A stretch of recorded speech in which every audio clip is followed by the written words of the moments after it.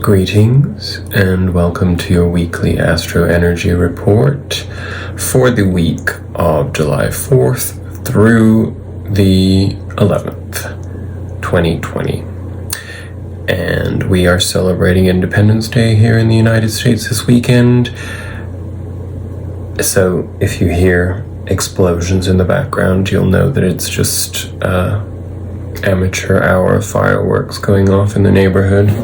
For some reason that still amuses many a person, even in these particularly angst-ridden times. So I personally don't enjoy the feeling of being in a war zone, which is how it makes you feel when you have endless large explosions going on. But I do remember a time in my life where I would have also given a giant middle finger to society, and so I welcome it. And of course, independence is a apt topic as we find ourselves in Cancer season and we are coming out of that Venus retrograde,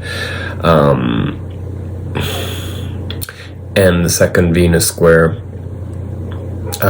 Neptune. We will have a third in the not too distant future, and the taxing nature of what that does, it's almost like a cellular rebirth. It's like I feel as though our bodies are learning to take these energies and turn them into much more conscious upgrades. And judging by this week's spread, I get the feeling that we are about to shed a whole lot more. Of course, we have the full moon in Cancer, less than 24 hours from the time that I'm recording this. And this particular eclipse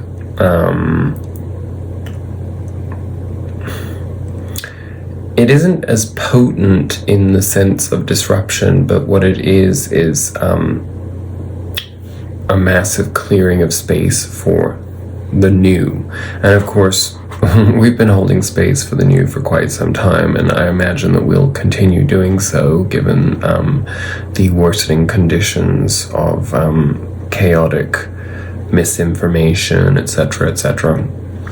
And certainly this first week of Mars being in Aries has been very interesting, because I don't know about you, but I have felt particularly volatile and easily provoked, and I've wanted to curl up in a ball and hide away most of the time. That's to say, shy away from other people, because for some particular reason, I won't say unknown reason, because we know exactly what it is energetically, my tolerance is being challenged. And so I imagine that's the case for the collective. In fact, I know it is, because I've observed other people who are less mindful of these energies, who have been flailing, to say the least. Now, I know it's always difficult to make these sort of general announcements about energies, because obviously for some people they may find themselves not really feeling the aggressive pull of Mars in Aries. But that's also going to depend on where Mars is in your chart individually as to how you're going to experience it personally. My Mars is in Gemini, so therefore there's a fundamental need for me to pursue action, knowledge, new experiences, and so for me, my issue is going to be risk management and releasing fears in order to make sure that risk management is not an imagined boundary, for example. That's just to give you a little notion of how that might affect you in your life. I would suggest doing a little bit of a ritual for this full moon, because it is the perfect opportunity for an enormous amount of release, as we are going to get into right now. I don't think I will go any further into the astrology of this time, because you know what? It's heavy. A lot of us are going through deep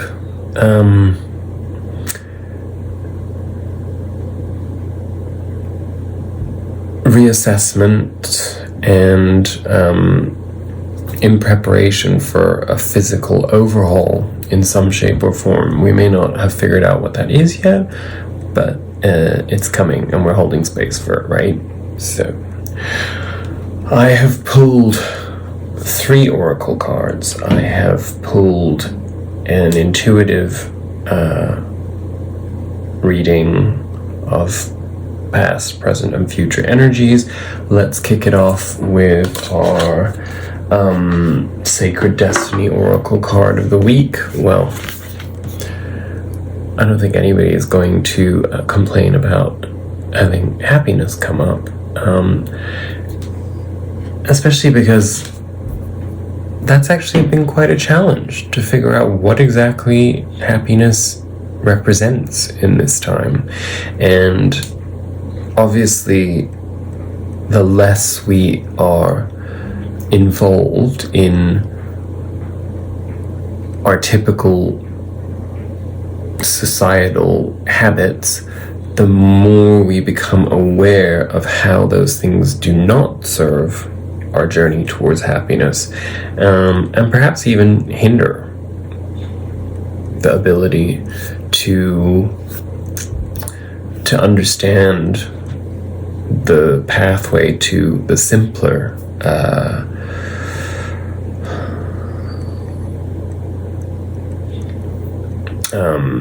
stimulants of those parts of ourselves that give way to happiness. And of course, the bridge to happiness is always gratitude. Whenever I personally am struggling with my gauge on my happiness, it's usually because I am lacking the grounding in some form of gratitude practice, and it's easy to lose track of it. You know, you could be meditating, you can make your entire life about spirituality and helping people through this awakening, even those that are unconscious. But if you're not in gratitude, it's kind of a pointless exercise. So let's read what the Sacred Destiny Oracle card tells us about shimmering sunshine and happiness. Our sun is at the center of our solar system. Our planet and our lives revolve around its cycles of light and dark. Our inner and outer biological rhythms, as well as the rhythms of every animate and inert part of life, are ruled by this celestial force. In the far past, the sun has been thought of as a god. Traditionally, it has been associated with happiness, joy, hope, enlightenment, illumination, truth, cheer, warmth, and goodwill. Additionally, sunlight is an expansive force. When something is heating up by the light of the sun, it enlarges. Without the energy of the sun, things contract. The sun carries the deepest energies of expansion in life, so to receive this card is to know that you are expanding. The sacred landscape wants you to know that clicking your heels and shouting for joy is due. That's not what it says, but I paraphrased. The signs are with you. Let your light shine. Abounding good luck awaits you. A gateway is opening for even more joy and happiness. Your life is expanding. Opportunities are emerging. This is the time to go forward with glee. Love deeply and fully. Embrace life with open arms. Goodness is flowing to you. The only thing to be aware of is to monitor your expansion in a metered way. Too much, too fast can be overwhelming. And while on this Friday evening when I record this, that seems an unlikely turn of events, I can also vouch for the fact that energies are shifting very, very quickly at the moment. So whatever feels like you're anchored into right now can completely disappear emotionally in just a few days from now. In fact, your whole perspective right now on a person or a relationship or a job or a living situation or a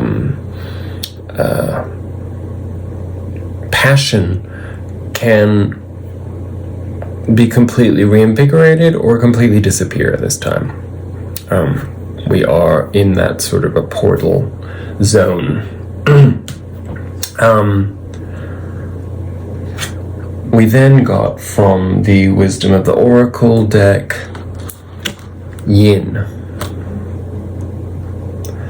So interestingly, so much of the planetary energy right now is really dictating a shift into the more masculine, the divine masculine, but Yin, of course, is the divine feminine, and the difference is that the collective is entering into this more masculine energy, but we as truth-seeking souls, we have a different approach to this because we're a little bit ahead of the curve in terms of how we're perceiving things, right? So Yin's energy tells us that the feminine principle of receptivity and letting someone else make the first move, gathering information and taking in cues, the art of conscious allowing, these are the themes of our week ahead. And the oracle message is that this is a time of calculated receptivity as you gracefully await what is coming to you, ready to accept it when it appears. Yin does not involve frozen dreams or even resting, but rather consciously allowing things to flow to you, poised to receive the bounty that will be made available to you. It implies sensitivity as you alertly study the actions of others and contemplate how they will affect you and yours. Remember, you must make space for miracles to appear. Be the shaped, not the shaper, and you'll see how quickly your dreams manifest. And so much of this is about intention, right? And in order to set intentions, we have to make space for them, and we have to give ourselves the opportunity to invite those things in that we want to experience. And a lot of that only comes when we clear space, clear the clutter. So let's focus on doing that, so that we can hold space for us to receive what is out there waiting to come into us. And further confirmation of this, even though I'm not actually going to read the message associated with it, I did pull us a spirit animal oracle card. We've had Bat Spirit before, but here it is again. And Bat Spirit is number 5, and tells us that a birth is reassured. 5s are the cards of chaos and change in the tarot. Actually, why don't I just read a little bit of the oracle message for us so that we have it fresh in our minds before we go into the reading. after something has run its course and died or been released, finished, surrendered, completed, or ended, there is a promise of a new beginning. The rebirth is assured just as night gives way to dawn and the bat emerges from the darkness of a womb-like cave. Bat Spirit has come to remind you that this rebirth is a miraculous one, for the very best elements of what you have to give up, what you had to give up in the death of the old, are still present in this new amazing life forming now. This is the miracle of magic and rebirth in every aspect of your life, including the rebirth of faith in your ability to establish new and healthy relationships.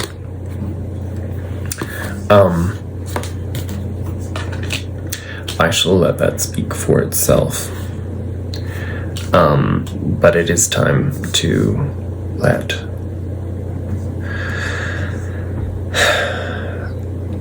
the natural flow of people and opportunities in. We have to, we don't realize just how rigid we've become, but this world chaos event that we have all been experiencing for the last 5 months is fundamentally harmful in the sense that it has changed our expectations of human interconnectedness. And unfortunately, without that human interconnectedness, we cannot have new experiences outside of the introversion of self-reflection. And I don't know about you, but I am sick to my eyeballs of thinking about my own inner process, and I am feeling an enormous sense of urgency to make something of these circumstances. But we are being asked to hold space and to remain patient, with the caveat that rebirth is assured. So I know that's a hard thing for me to do right now, to let go enough and to have faith and trust that in being patient, in not pushing myself beyond what I'm capable of manifesting right now, just through my energetic flow, that things will eventually take on a shape and form that actually fits my path, your path, more perfectly. In fact, completely perfectly, because it is divine volition. Let's get right into this, because I am trying to keep these shorter, as you know from last week, and clearly it worked because my views went up with it being shorter. I understand that it is a commitment to watch something that's more than an hour, and so I'm staying focused. Here we go. What do we have right out of the bat? We have these two cards came flying out together. They did not wish to be separated. That is, first, the Four of Cups, clarified by the Six of Wands. So this is a victory over this energy in our recent past. So much of this Mars in Aries energy has been about breaking this down. This is very Cancerian to me. This is, I'm sorry to anybody who's a Cancer who might be watching this, but, while Cancer is considered the sign of nurture and motherhood, it also is, how would I put this? False mystery. So, it's almost like, you could have, the most bizarre phenomena taking place around you, and you'd look this gift horse, this magical gift horse in the mouth, because you're too busy thinking about how these 3 cups don't suit your desire. It's like not, you know, somebody's throwing you a party and you're like, oh, fuck that, I don't want to go. And something else is, you know, you're holding space for something else, but the something else is being offered to you and you're not even like seeing it, or you're stubbornly resisting it. That's the lower frequency aspect of Cancerian energy. And it's obviously come to an end. We've managed to find victory over that. We've found ways of plugging back into our own source of inspiration. And I'm sorry, I keep itching or scratching my nose so much, but when I do these readings, I'm finding more and more that that's something that happens all the time. My nose gets really itchy. And I'm not trying to turn into Samantha from Bewitched, although that would be really cool, right? I would love to have that direct power of manifestation. Maybe I do. I should practice more. I mean, Lord knows with some of the weird things that have been happening to me lately, it's quite possible that I do. I just don't know how to harness it. So what else do we have in this past energy? Another heavy one that we're working on. 7 of Swords reversed, clarified by the work card, the 8 of Pentacles, the Craftsman. This reversed is about not lying to ourselves any longer. Again, all this release, this holding space, this guaranteed rebirth, this push for happiness, this guarantee of happiness coming in, how does it get to us? That's what's interesting about the cards. They tell, you know, when we get our past energies, it's giving us a clue as to how we've moved beyond these things. We may not even be aware of our conscious process because it's driven by external events and communication and our emotional responses to things. And it may seem random and chaotic, but it's all divinely planned. We had to get past this, lying to ourselves, not being able to be honest with ourselves in our representation of ourselves to the outside world, particularly in matters pertaining to our how would I put this? I don't want to say professional worth, because it's not just related to the professional domain, but it is any craft that we devote ourselves to. For me, it could be how I do tarot. It could be my creative experience. It's being able to take ownership of it in authenticity rather than in terms of what we anticipate somebody else expects of us. And you know, you're not going to get an authentic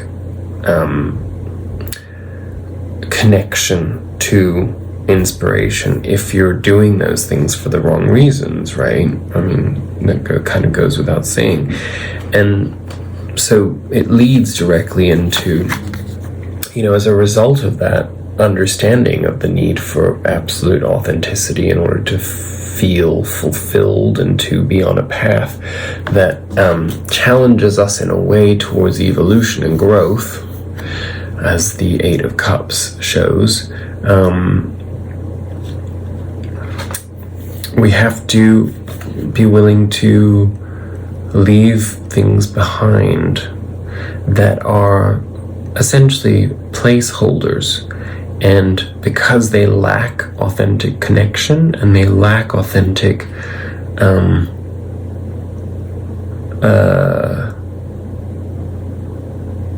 credence,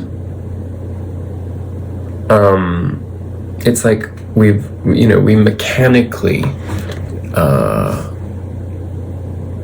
experience things in our life because we've defined ourselves by those things. But if they don't really reflect who we are any longer, then we have to move away from them. in order to make room for new things.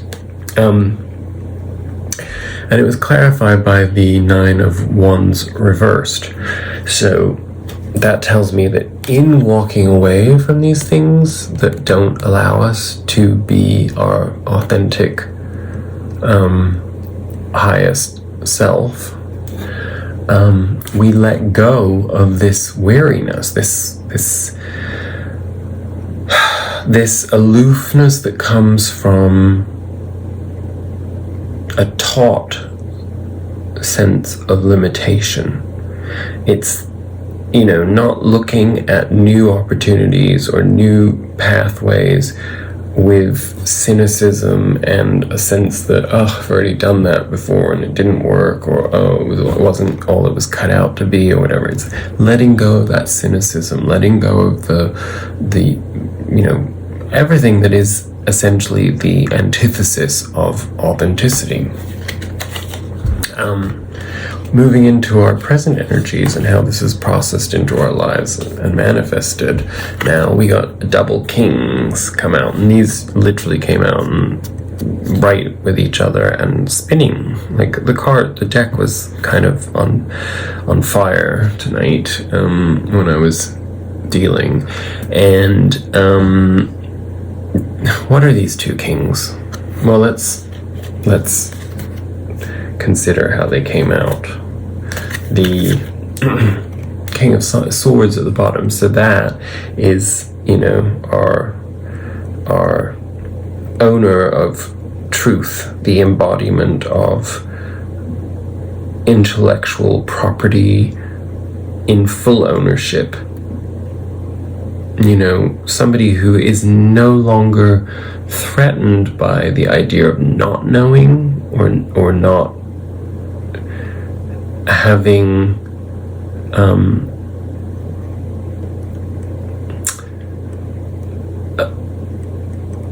how would I put that? A full body of knowledge at his or her disposal. This is knowing that there's such a deeper truth understood through that authenticity gained that, a slight slip of knowledge here or there in terms of what we're committed to professionally or in our craft doesn't matter, because we hold the power in our authenticity. This actually, the King of Swords is authenticity, essentially. But what does this do to us in terms of, let's put it this way, this is how we feel on the inside. And as a result of being able to feel fully authentic and in our power, it allows for us to finally embody that Leonine King of Wands energy, which is the card of self-belief, and therefore being able to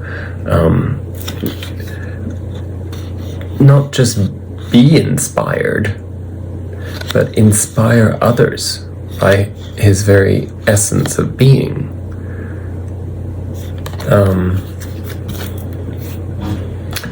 Think about that. If you come into a feeling of authenticity in yourself, knowing that how you represent yourself on the outside is in complete unison with how you express yourself on the outside, that's rare. Believe it or not, if you really think about it, there's not many people that actually embody those values at all. And this isn't a practiced presentation of self. This is an authentic soul embodiment of those values. Sorry, I'm sitting on my exercise ball again, and it's not great for the camera, as you've noticed, because I do bounce around a lot on it, and I'm sure that's not that amusing. Then we get these two reversed. I mean, I never ever get so many reversals, but these cards all wanted to come out reversed. And what do they tell us? Well, that 10 of Wands reversed, which, we had the 9 of Wands as a clarifier in our past, and now in our present we've got the 10 of Wands there reversed. This is, let's take a good look at this. That feeling of being so overwhelmed, let's put it this way, think about it. When you are trying to falsely represent yourself in order to meet other people's expectations, in order to fulfill the needs of other people's parameters, what works for them, what their value system is, what is expected of you, or sometimes what you think is expected of you. When you let go of those things because you become a more authentic version of yourself, the burden clears. You're not fighting truth. You're not fighting the reality of your situation. You become in harmony with it because you're not resisting it. And, I think a lot of this Mars and Aries energy is along with, the Pluto, Jupiter, Saturn energies, because we had another conjunction that's been going on actually in the last 2 days too. And we actually are set for another bout of that from the 6th to the 9th, so I should have really talked about that in the beginning too.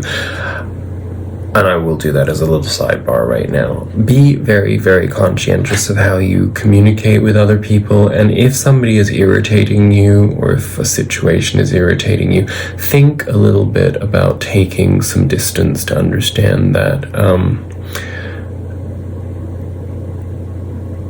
to understand just how authentically the feeling is driving, just how authentic the feeling is that's driving that, because a lot of this volatility is to provoke change, but it's my understanding that when we advance on some level spiritually, as we have been doing in recent times quite rapidly, we can leave behind these needs to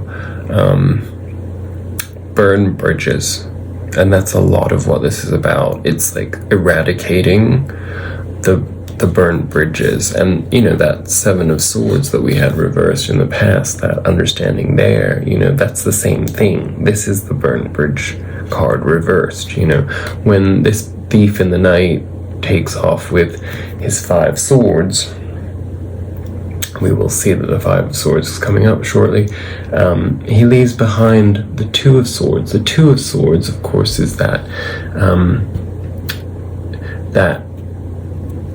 blindfolded decision-making card. It's the choice, the uninformed choice that causes fear and trepidation in us. Well, he's leaving that behind, but as a person who understands this very well, you can escape from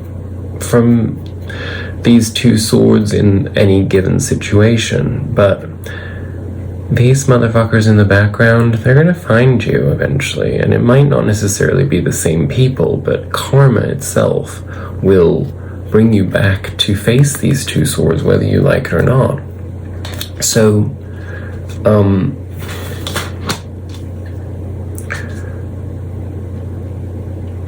when we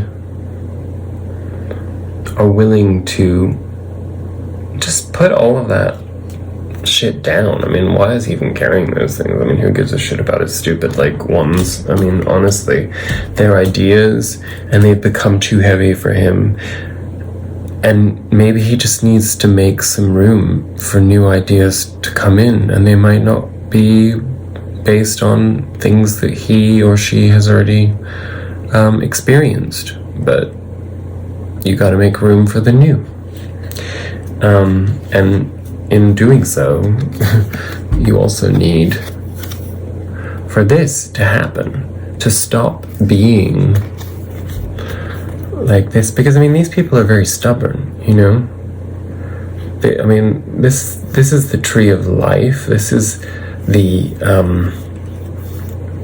you know, the stained glass windows represent obviously a church. I mean, it doesn't really matter if you're a Christian, but, you know, it's the idea of sanctuary, and these people are choosing not to take sanctuary, where the wealth of life exists, and instead they're kind of on the lam, and that's come to an end, because poverty consciousness, as the Five of Pentacles represents, is a self-fulfilling prophecy.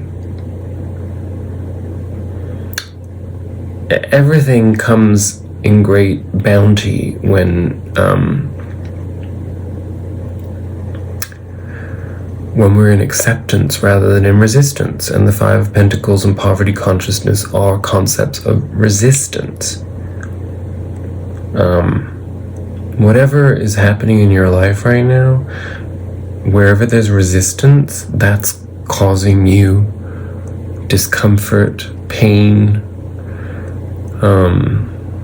anger, frustration. So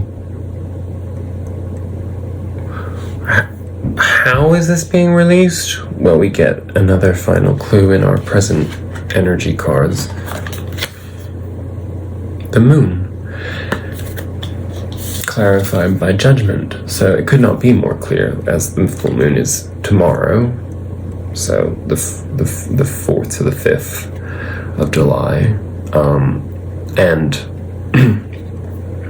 of course, as we've talked about before, the moon is all about tempering the two sides of ourselves, the tamed dog and the wild wolf.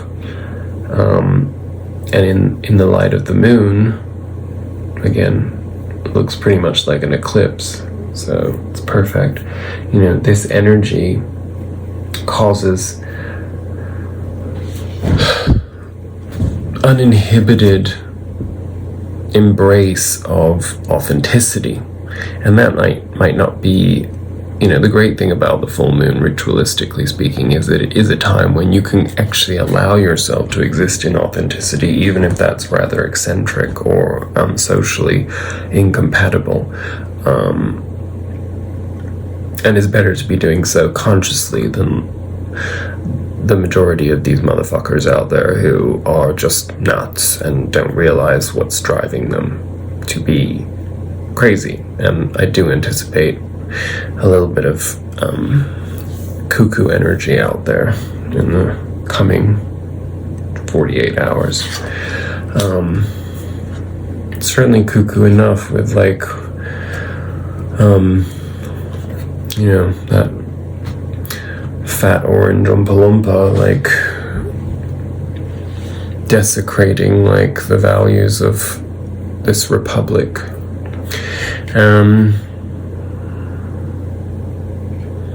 And of course, judgment is divine intervention.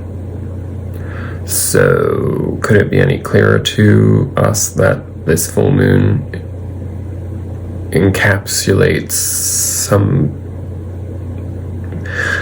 intuitive, magical experience? So be open to it, make room for it. And even if there's full cloud coverage in your part of the world, at the time of that full moon, or it's probably very late or very early for people in Europe. For me, I think it takes place at around 9 p.m. Pacific Standard Time, somewhere around there. So, maybe you're an early riser and you'll be up at 5 or 6 o'clock in the morning and you'll still be able to see the moon. That's not going to happen, is it? Because I forgot. The sun comes up really early in Europe at this time of year. Anyway, just be open to it, because it's there. And what is it going to take care of? The subsequent experience as a result of this divine intervention, lunar release. Our best friend, the devil, those shackles, these ideas that keep us enchained to our past, to limited thinking. The devil showing all his cards, it's like, you know, this is it, this is what you need, you know. These people aren't engaged with each other at all. They're completely under the influence of the devil. And the devil, what does the devil do? The devil, you know, rather than looking at him as like a beast of burden and evil, he is our shadow side. And he invites us into our shadow side in order to give us the opportunity to reflect light off of his darkness. He may not want us to know that that's what he's doing, but he is. He's complicit in it.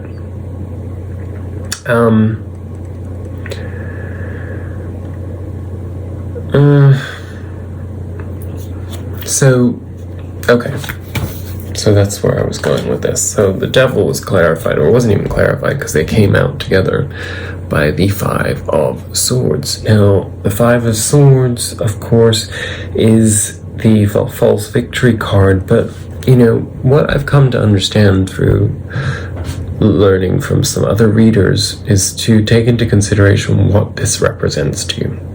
Because, you know, the idea of the victory is, the false victory is that this person, you know, has their 3 swords and these people have abandoned the fight. But maybe what this is really representative of is the notion that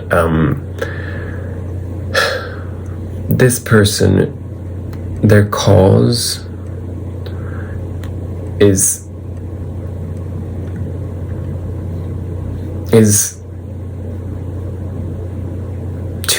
too great for these people to follow. This is an individual quest, and it's the feeling of disappointment in others. We can feel a sense of abandonment when we want to hold true to something that other people are not interested in. It's, you know, this person may have had their victory, but they wanted the validation of these people at the end of the day. So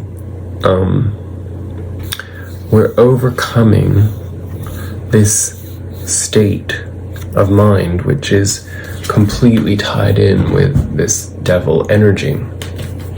So it's like, it's an ego release, essentially.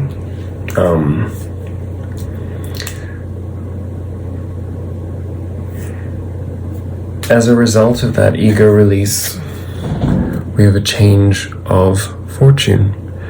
Now, of course, you know, if you look at this wheel, I mean, it's not like, you know, it can turn, you know, 30 degrees,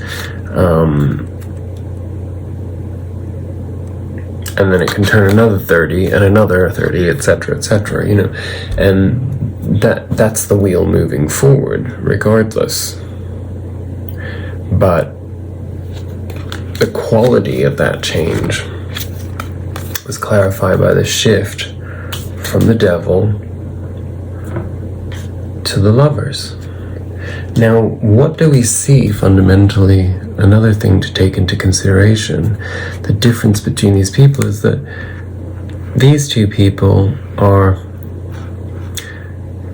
well, first of all, they're more engaged with each other and with in divine flow with the energy of the universe. Whereas these two, well, what is she looking at? I don't know what she's looking at, but he's looking at her fuffoon, you know? Because it's the animal nature, it's the primal, it's the, this is enlightenment. This is making choices that serve our best interests, that keep us in alignment with divinity. This is causing a new cycle of karma to have to be revisited all over again, and that can be like a year, 7 years, whatever of your life devoted to having to overcome those things again. Because let's not forget, in astrology, the cycles, they can take a really long time to come back around again. And you have to go through all of those energies in order to complete those karmic cycles. So better to get off that train and onto the new one, right? It's happening anyway. The Wheel of Fortune won't have it any other way. And, well, that's all very exciting. I have some news for us, which is that we end on a conclusion of the Three of Wands. Now, the Three of Wands is a card of knowingness. It's knowing that our ships are coming in, but at the same time, it's also a card of patience. And where is that patience required? In communication. Because you may be expecting communication, or you may need communication in order to move forward with this new shift. But it ain't coming this week.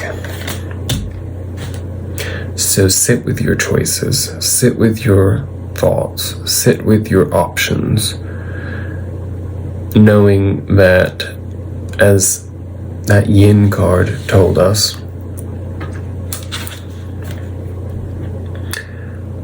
the plans are set,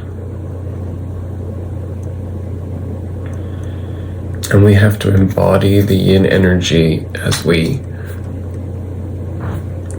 allow the flow, the natural flow. Okay. I hope that made sense to you. Obviously these are weeklies, and I do often think that these energies are pertinent for, let's say 2 to 3 weeks on either side on the reading. So that's why we see energies carry through from previous weeks. And right now we are just being asked to sit with the circumstances and be open to new opportunities. And somewhere in all of this, there were messages that were pertinent to your situation. And if you don't hear that right away, I do suggest that you come back to at least the tarot part of the reading to make more sense of it later in the week, if you have the opportunity to. On that note, I wish you a great week ahead. I hope this full moon is fruitful and pleasant for you, and know that you are being taken care of, and you're loved, and you're protected. And that's all I have to say.